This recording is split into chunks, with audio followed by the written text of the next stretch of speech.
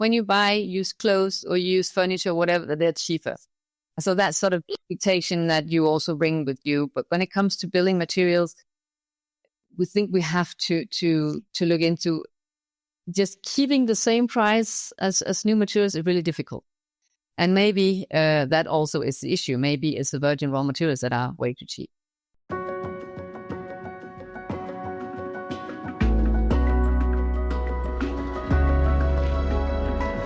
Welcome back to The Responsible Edge, the podcast exploring how to balance profit with purpose in an increasingly complex world.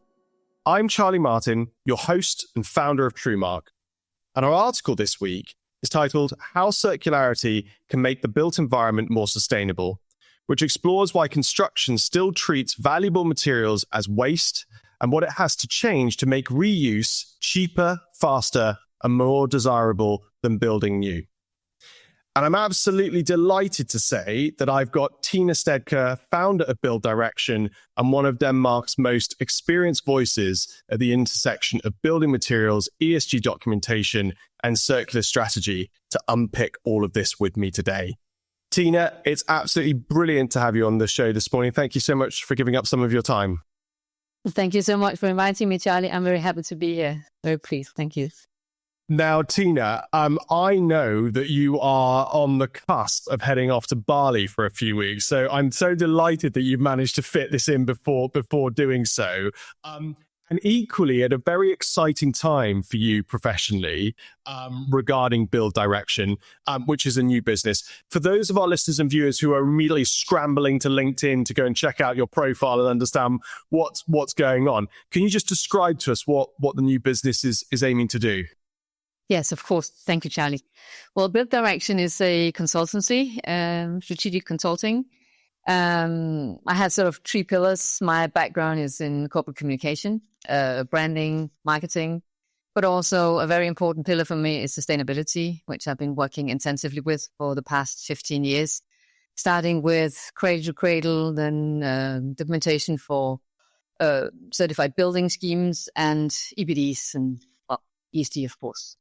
And then the third pillar, I chose to call it cross-border business because I've been working very much on, especially the German market is actually, but also UK, of course, and the Scandinavian markets. So these are sort of my three pillars, but I come with a background from a company called Troldtekt, manufacturer of acoustic panels, Danish manufacturer, and I actually left the company after 27 years.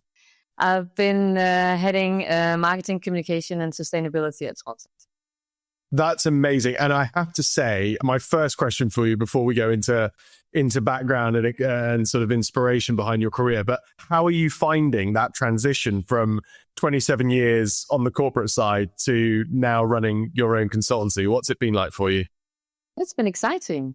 Well, I'm still actually in the same networks. I'm working with sort of the same issues that I've been working with for the past many years. So it's really exciting. But it gives me also an opportunity to explore new businesses, new companies, and new angles. So it's really exciting. What was the thing that you did not, appreciate before starting BuildDirection that has become apparent in the work that you've done so far? IT. I'm my own IT manager. Yes, I do.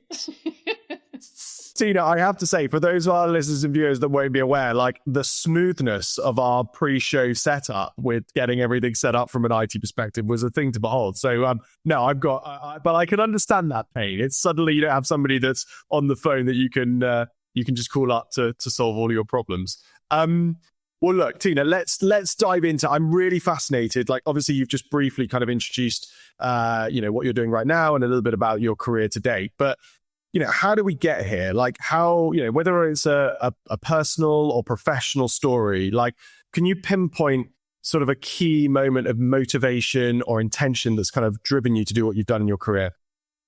Yes, of course, a turning point for me was when I was introduced to the Cradle to Cradle concept, the Cradle to Cradle principles, some 15 years ago. I'm obviously a Gen Xer, grew up in the 80s. It was we had the Cold War, we had oil crisis, unemployment, and it was quite depressing times. And all we ever heard about, well, we didn't even say sustainability then, we sort of called it environment, and it was all about reducing consumption, reducing emission, and living in a capitalistic world. You just think that's just not going to happen, because it's a world that's focused on growth. And we had the Brundtland report, Our Common Future, I think the end of the 80s, defining the sustainable future, etc. But it was sort of really depressing, because how were we ever going to get there?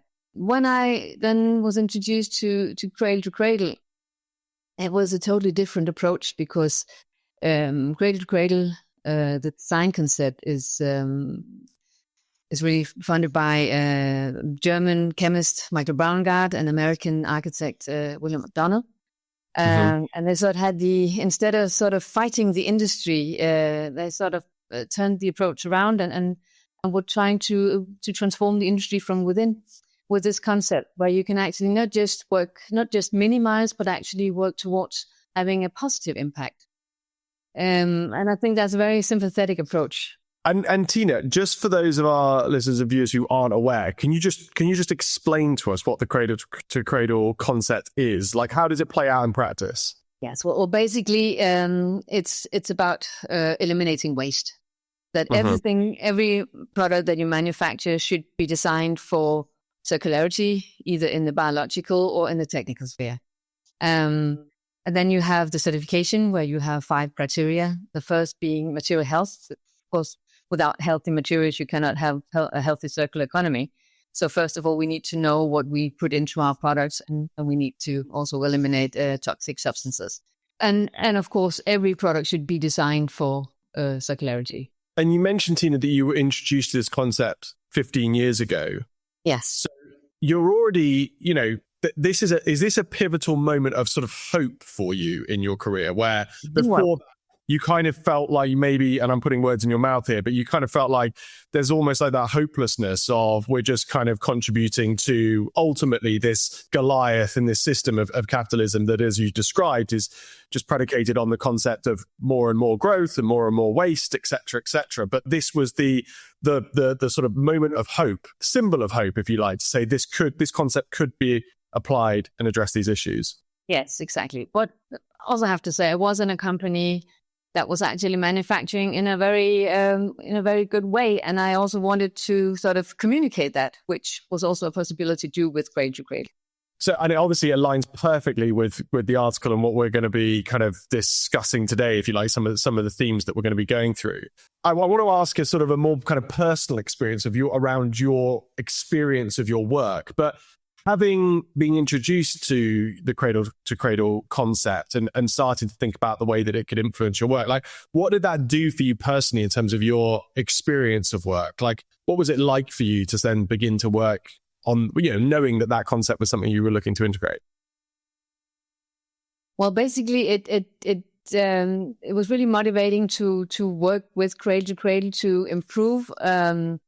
We had at that point already published our first CSR report and joined the UN Global Compact. But the next step was sort of having certification. You had this third party looking you over your shoulder, helping you, advising you how to improve. And this was really motivating to work with this constant improvement, because Cradle to Cradle is not it's not a static certification. It's not just a stamp that you get. You have to work continuously to improve on all 5 criteria. I mentioned 2 of them, material health and circularity, but you also look into, of course, energy. You look also into social fairness, etc. And you have to work continuously and improve on all 5 criteria to get recertified. And you get recertified depending on the which version you have, and every second year, which is very, very motivating. And we could see all the prospects that we're doing. It was really motivating time. I love the idea. I didn't really know that about the Cradle certification, that there has to be improvement, that you have to be advancing in each of these areas. That's fascinating. That's a brilliant way of continuing to, I guess, shift the goalpost to ensure that innovation kind of continues. Obviously, that was sort of 15 years ago or so. Like, what impact did the Cradle to Cradle certification have on your work? What influence did that have sort of, year on year? Well, I was at that time head of marketing and communication department. We didn't have a sustainability department. We had a technical department, which was actually part of the sales department. But this actually back in 2010, I think it was, we were awarded a Danish award called from the building industry, which was handed over by the then Crown Prince and our King to our CEO, which was really a game changer, because until then we had been a very, very traditional company working with, short-term revenue, etc., was the focus.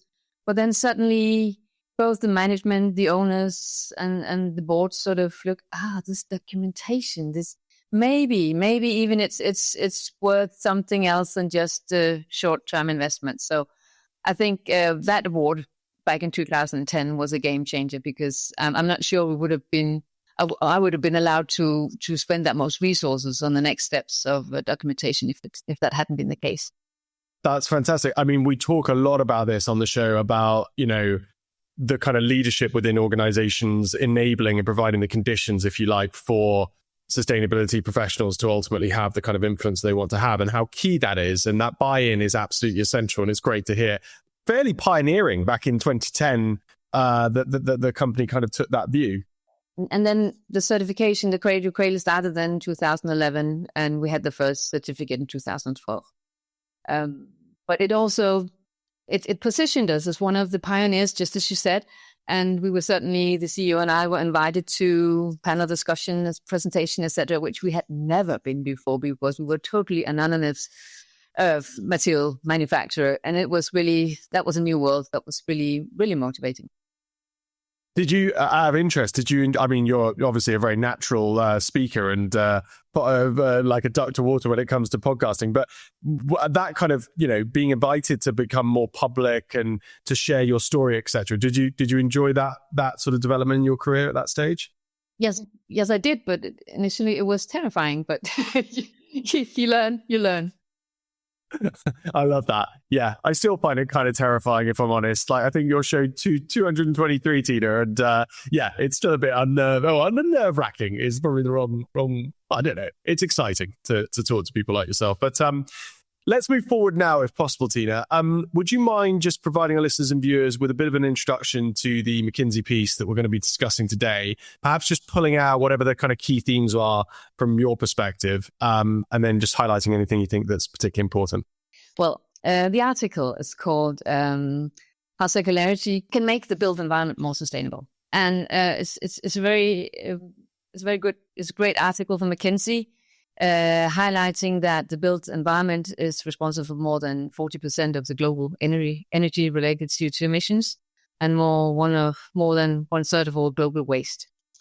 And unfortunately, only some 1% of the materials are reused or recycled, which is really, really, really sad. Then if the article concludes that there's a huge potential, up to $360 billion in an economic value in 2050, and circularity could create as much as 45 million new jobs globally. So it's a very positive article. I like positive, but maybe a bit too positive. Well, I'm gonna come on to that. No, I'm gonna ask a question that's going to directly kind of relate to that. And I should say that was a brilliantly succinct, but I think also very, very clear summary of the article. And I think on the screen, if anybody's checking this out on YouTube, you'll now be able to click through and go and check out the article yourselves. But Tina, the big, I mean, those stats were astonishing when I read them. I couldn't believe that we're looking at, I'd always known the 40% of emissions, coming from the sector, but to have, over a third, I think it was, of all waste being produced by the sector, that was really astonishing for me to hear that when you think about other industries at play. The fact that we are at 1% of reused materials, like, are we fundamentally dealing with one of the problems of the economic systems in which we operate here? In that essentially, everything is predicated on that linear model of, we produce things, we sell things, and ultimately that stimulates, the kind of growth that we need. Reusing materials, like how, surely that's a direct conflict with the economic models that we currently have in play. Explain to me how a circular application within the built environment can still stimulate economic growth at the kind of level that's required within our systems. Well, I think I have to go back to what I just said about being in a capitalistic world, because we are, whether we like it or not. And if the materials have a value, if they can be sold, then they will, because that's a business model. The problem is it's not that easy, and it's very, very labor intensive. And I think actually that is the big issue. The article also states that buyers are willing to pay more for green products than for reused products and for new products. That is not my experience. My experience is that the willingness is to pay the same as they pay for industrially produced products made from virgin materials. But you see, I'm in this office hotel, and you see it's very nice with a lot of reused materials. I kind of like it here, but I come from a company. Well, my background at Troldtekt acoustic panels. I've been on a building site checking out some 4,600 square meters they had there. Some 20 years old, some 40 years old, but they were installed with nails and not with screws. Meaning 50 years ago, 40 years ago, you didn't think design for disassembly. So they're awfully difficult to dismantle without damaging the panels. We did find a solution. It's absolutely doable, but it just takes time. And the issue is that the demolition company works under very short timelines. They simply, and it's labor intensive. As I said, it would be a bad day at work to dismantle those panels. And I think the manual labor is one issue. And then you have the securing the technical properties. A panel, well, of course, we can talk about acoustic panels, we can talk about walls or windows, whatever. They might look fine, but do they still have the technical performance that's required today? Mm-hmm.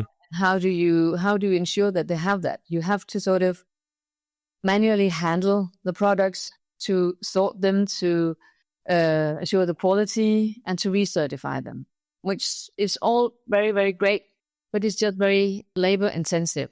And that's where it becomes costly. That's just the handling. And then you have the whole issue about the ownership, because who owns the material? Case that I mentioned with this building site, there was of course a building owner who actually wanted all materials to be reused or recycled as much as possible, which is great. But the demolition company, they also have to find a new business model, because what they do today, the normal thing today will be for them to sell all the used products that they can without any kind of assurance, warranty or whatever, because there is a demand. But when you then have when you have a buyer who wants also certified material, somehow you have to involve the manufacturers. And how to do that is the manufacturer then to buy the used materials in order to handle it, sort it, recertify it, and yes, there are some issues. So, I mean, Tina, you have just laid out the lived experience, if you like, of all of the problems associated with circularity in the construction industry. I mean, to sort of oversimplify things from my perspective, what you're suggesting here is that in the majority of cases, or maybe I'm using, that's not the case, but in a lot of cases, we have a situation in which essentially it's more costly to go through the circularity route, and ultimately our way of operating within the built environment is just simply not set up to facilitate that way of approaching our materials. Is that a fair observation of where we are right now? The very fair observation. And I think we really need to look into, if we have to compete with industrially manufactured products from virgin raw materials, then we have to look at this industrially as well. We have to have a lot of automation, digitalization to get this to work. because labor intensivity it's just not the way to go. And I hope it doesn't suggest that we dismantle buildings, send them to low-income countries, sort them, certify them there, and then send them back, like you see in the food industry with shrimps from the North Atlantic being sent to Asia and then returned again. I really don't hope that's the model that they're basing their 45 million jobs on. Here. Let's hope not. What was there anything else in the piece? You essentially you're suggesting that the piece is essentially perhaps a little too optimistic in terms of, and perhaps not particularly realistic in the sense of the lived practical experience. Were there any other elements to the article that kind of fitted with that, or was it sort of simply around the ease with which it presented the adoption of circular principles within the built environment? That's the main issue, but also labor. Actually, we have a scarcity of labor at building sites in Germany, for instance. Skilled labor is really difficult. But still, again, I think modular building, automation, digitalization, we have possibilities. But what I think is really good about the article is that it highlights the opportunities. But the opportunities are there. But maybe we should we have to find new ways to work. I think we've very much laid out the problem. We've then laid out why circularity in its current form is not being adopted as widely as it needs to be within the built environment sector. How do we resolve that? Like, I know it's the 480 billion pound or dollar question, isn't it? But ultimately, how in your mind do we go about addressing this? Is it influence through regulation, collaboration? What needs to happen? Well, first of all, I think we have to differentiate between the existing building mass and new build. Because when we look forward, it's relatively easy because we can document everything. We can have digital material passports. We can have digital twins, etc.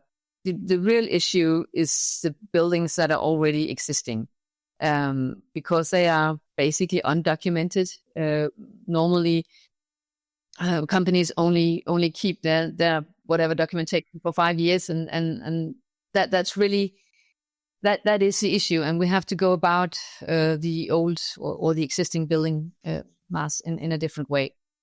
We can do that through regulation that that you have to sort of. We can do a lot of things to preserve and maintain instead of just demolishing. That's the first angle we could approach because there's a lot of materials that have a way longer lifetime than is declared in, for instance, an APD. I think that's where we should start. See how can we preserve what we already have and maintain it. And out of interest, that lack of kind of documentation that you've described of our kind of existing housing stock or building stock. I mean, I hate to introduce onto a podcast at any stage the two letters AI because it immediately feels like a lot of sort of over sort of focus, if you like. But is that one of the sort of applications of AI that you're excited about? Is that ultimately it can support that documentation at scale? I definitely think it can. Just assessing the quality of the materials, I think AI is a great opportunity here.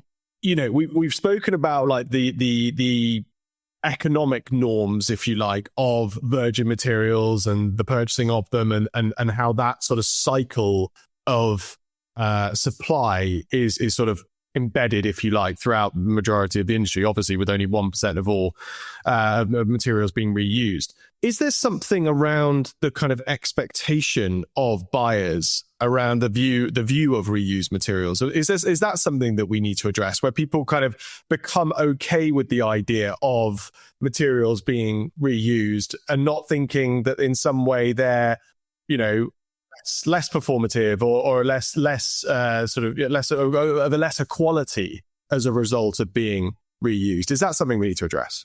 Yes, absolutely. Because I think you have to look very differently at building materials.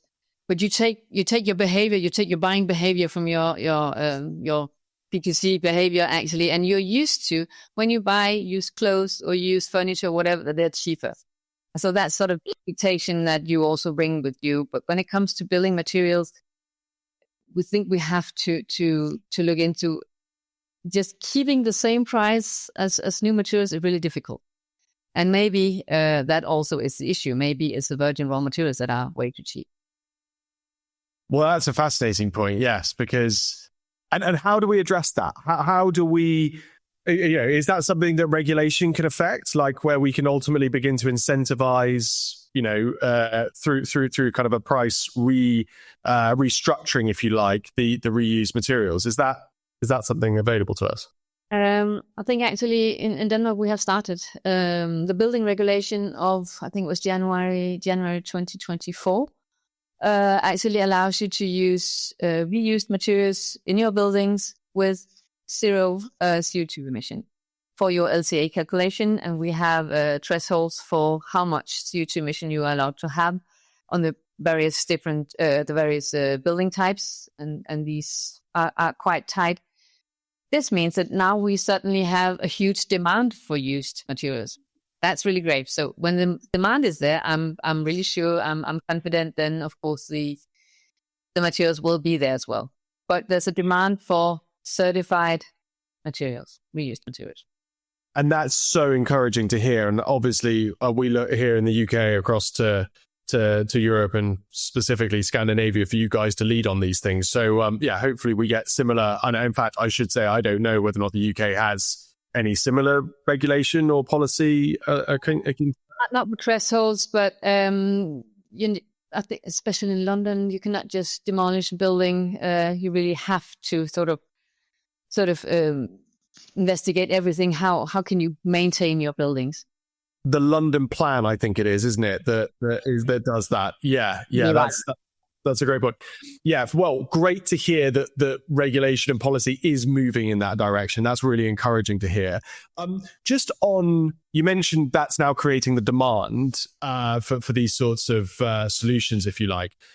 Have you got any like case studies of like fantastic new companies that are managing to sort of find innovative ways to deliver these kind of materials? Are there any really good news stories that you can share with us where people are doing, interesting stuff? We actually have quite a few good examples in Denmark. We have they're called gamle mursten, meaning old bricks. They have actually been pioneers in CE marking old bricks, and they actually cost, I think, about 3 times as much as new bricks. There's a huge demand for them. I'm not sure they can supply enough bricks. But then at some point, you get to the issue that you don't have old bricks enough available, because then you're not allowed to demolish the buildings. But they have a really, really good system. They do. And sorry, Tina, did you say that their reused bricks are 3 times more expensive than a new brick? I did say that, yes. So, sorry, just excuse me, my silliness if I'm not putting this together correctly, but going back to your previous point of, in your experience, people aren't prepared to pay a higher price for a reused material, and that's a sort of a fabrication of reality. Like, why have they been able to be successful with their bricks costing 3 times more? I think because with the brick you also have the aesthetics, and I think actually aesthetics that the architects really like, and it's not the concept that they have is not possible with all building materials, but especially for bricks it really works. It does. But even manufacturers of new bricks are starting to include quite a high percentage of reused materials. So that would be the other. Instead of just reuse, you'd also have recycling. And I think you have to look into both models, because not all products are suitable for direct reuse. Maybe you have to recycle and enter them into a new product cycle. How prevalent is the use of recycled material in the built environment industry? Obviously, compared to the 1% of reuse, like how many materials have got some sort of recycled material within them? I think basically most manufacturers are working towards getting more reused materials. The problem you're facing here is, how do you get the quantities that you need and in the qualities that you need them? It's really it's a sourcing problem. The product that I used to work with is a cement bonded wood wall panel. and the cement has to apply to some kind of some very tough standards, because you also use cement for concrete and you build bridges, etc. You have to have a certain strength, and that sort of limits how much reused materials you can use to still apply to the standard. Yeah, it's a complex and complicated scenario to find oneself in when trying to adopt this kind of method and this approach. There isn't a marketplace for reused raw materials. When you look at like 1% of reused materials in the sector, like that is astronomically low. And I think the article suggested some sort of targets, if you like, for the amount of reused material that could be within the sector by, I think, 2030 and 2050. Did you think that they were realistic? And if they are realistic, like what needs to happen most sort of drastically in order for us to get there? Because the numbers, to me, my sort of very limited understanding view is that we're really up against it here if we're going to achieve anywhere near these numbers that have been set. Yes. I think the angle of the article is right, but it's a bit too optimistic. But the starting point is to create the demand, and I think that's a right way to go. If you create the demand, then definitely you will find solutions how to solve or how to come around with all the barriers that we face. And as I mentioned earlier, automation, digitalization, and even AI could be some of the solutions. Well, it's an optimistic view. It's nice to be not overly optimistic, but to still be optimistic about the state of play and what's happening. Tina, that was a whistle-stop tour, I know, but it was fascinating and a really interesting insight into reuse of materials within the built environment sector. I'm going to now hand over the magic wand to you and ask you if you could change one thing about the commercial world this instant. What would that one thing be? That one thing would be solving the lack of documentation. I would, if I had a magic wand, I would hope that it could sort of scan a building and sort of define which kind of materials are there, what kind of quality do they have, what kind of technical performance, and especially the material health. Do we have any toxic materials, etc.? Because that's really the issues. If you want to reuse, that this is just sort of a black box, you don't know what's in it. Is the impact of that when it comes to then thinking about how to reuse those materials, that you've taken away the kind of labor intensive element of having to sort of survey that building and try and establish all of these various things about its sort of potential for reuse? Is that the point, that you're just removing that kind of human intervention element from surveying buildings? You still have the demolition or the dismantling phase, but the starting point would be to know what kind of quality you have, because then you can also know, is this product suitable for direct reuse? Then you have to dismantle it very gently. If it's suitable for recycling, then you could have another method. And I think the knowledge to getting to know what's in your building and the quality, the technical performances, the toxicity, that would be key. It's fascinating when you described that as your magic wand suggestion, which, by the way, I think is a brilliant one. It just felt like you were describing an AI tool that hopefully is somebody. Yeah, hopefully somebody's building this. Also, hopefully somebody maybe is listening into the show and is inspired to now go ahead and build the thing, because it seems obtainable from an AI perspective. Into my limited knowledge of what AI can do, it seems like very limited, but just the development just for the past 12 months with using AI tools, there must be somebody looking into this. Here. Well, if they're not, then as I say, anybody listening in that wants there you go. Tina, that was absolutely brilliant. Thank you so much for coming on the show this morning and sharing some of your insights. Really useful. It was really great being here. Thank you, Charlie. And that's all for today's episode of The Responsible Edge. A big thank you to Tina Snedker for joining me on today's show. As a reminder, this episode was brought to you by TrueMark, the mark of trusted communications. Visit truemark.com to learn more. I'm Charlie Martin. Thanks for listening. And don't forget to subscribe, share, and leave us a review. See you next time.